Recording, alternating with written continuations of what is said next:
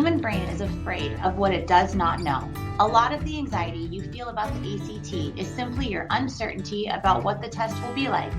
A practice test makes you familiar with the look, feel, and cadence of the exam.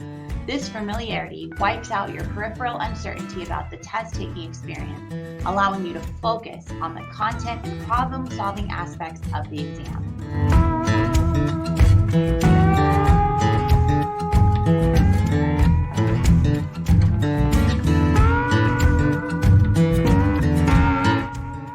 Let's say you're shooting for a 25 on your ACT.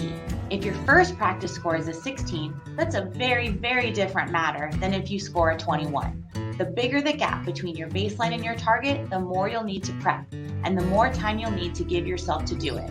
You can't make intelligent decisions about the quantity or timing of your prep if you don't know your baseline.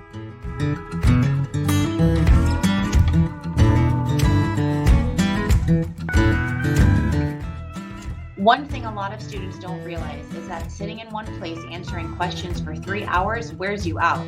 To get the highest score possible, you need to be as focused answering the last question of Section 4 as you were answering the first question of Section 1. That won't happen if every neuron is screaming for a nap.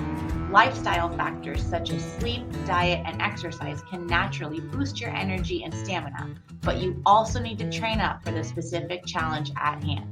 The more practice tests you take, the more endurance you'll have on the real exam.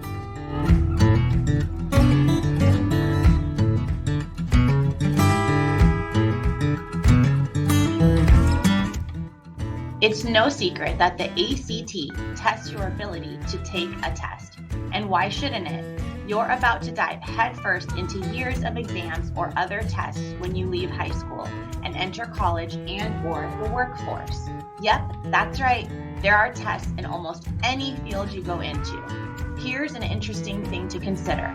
Most students fear for their test-taking abilities, yet how many students actually practice taking tests? Sure, you take plenty of tests in high school, but those are all real. Issues such as test anxiety, which many students think are unavoidable and chronic, actually go down and away with practice.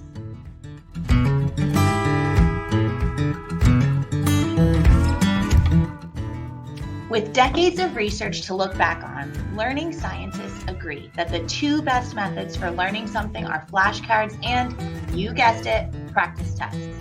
Taking a practice test and thoroughly reviewing it is a fantastic way to start boosting your ACT score, pure and simple.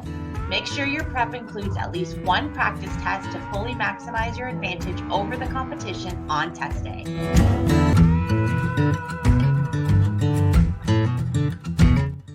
The average ACT score is 20.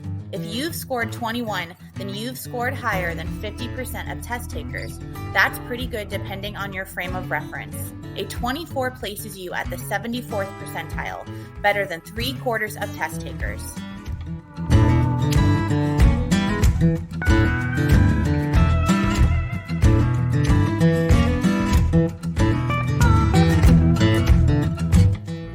Go to onlineprep.act.org and log in using your PXU student email and password. Using the menu on the left side, choose Practice Tests. Under Practice Tests, choose ACT Practice Exam 1, highlighted on the screen. We also encourage you to complete all of the short tests along with ACT Practice Exam 2 on another I-Day. There are also 2 additional practice quizzes.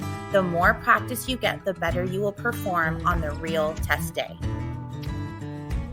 Students, set aside the full time to take the practice test. Try to find a place that is quiet and distraction-free if possible. Turn your cell phone on to Do Not Disturb so you are not tempted to be distracted. Remember, this is a low-stress way to prepare for the real thing. We want to ensure your success, which is why we have offered the ACT Online Prep full-length practice tests through the ACT Online Prep student portal.